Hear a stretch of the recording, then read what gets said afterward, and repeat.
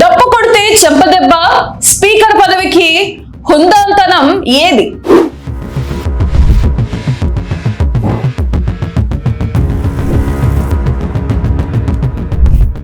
అనకాపల్లి జిల్లా నర్సీపట్నంలో అత్యంత భక్తి శ్రద్ధలతో సాగుతున్న మరిడమ్మ జాతరలో ఊహించని పరిణామం చోటు చేసుకుంది.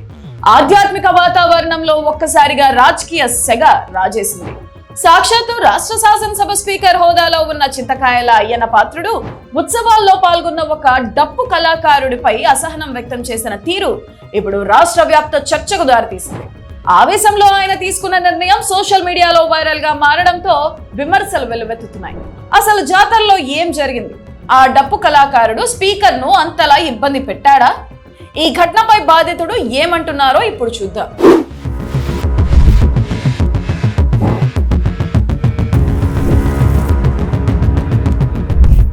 నర్సీపట్నంలో సాగుతున్న మరిడమ్మ జాతర సందర్భంగా అమ్మవారిని దర్శించుకుని వస్తున్న స్పీకర్ అయ్యన్న పాత్రుడికి స్వాగతం పలికే క్రమంలో ఎత్తుల భాస్కర్ రావు అనే డప్పు కళాకారుడు ఉత్సాహంగా వాయిస్తూ ఆయన ముందుకు వచ్చాడు. అయితే డప్పును అతి సమీపంలోకి తీసుకువెళ్లి చెవి వద్ద భారీ శబ్దం వచ్చేలా వాయించడంతో స్పీకర్ ఒక్కసారిగా ఉలిక్కిపడ్డారు. ఆ ఆకస్మిక శబ్దానికి తీవ్ర అసహనానికి లోనైన అయ్యన్న పాత్రుడు నియంత్రణ కోల్పోయి సదరు కళాకారుడి చెంపపై కొట్టారు. వెంటనే అప్రమత్తమైన గన్మెన్లు ఆ కళాకారుడిని పక్కకు తప్పించడంతో అక్కడ కాసేపు గందరగోళం నెలకొంది. ఈ దృశ్యాలు ఇప్పుడు నెట్టింట వైరల్ గా మారాయి.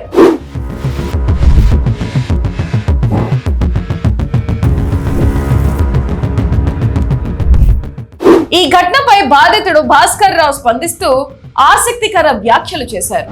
అయ్యన్న పాత్రుడు గారు మా ఊరి పెద్ద ఆయన.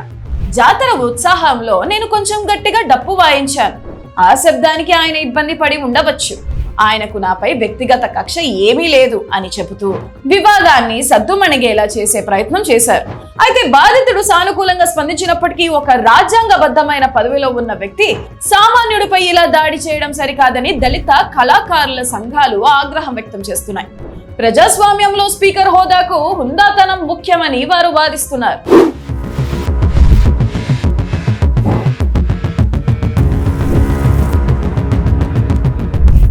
ఈ ఉదంతాన్ని ప్రతిపక్షాలు అస్త్రంగా మార్చుకున్నాయి.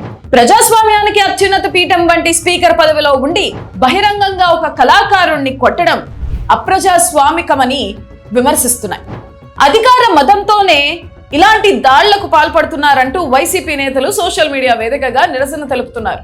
ప్రభుత్వం వెంటనే ఈ ఘటనపై స్పందించి కళాకారులకు క్షమాపణ చెప్పాలని డిమాండ్ చేస్తున్నారు. గతంలో కూడా అయ్యన్న పాత్రుడు ఇలాంటి వివాదాల్లో చిక్కున్నారని గుర్తు చేస్తూ ఆయన ప్రవర్తనపై ప్రశ్నలు సంధిస్తున్నారు.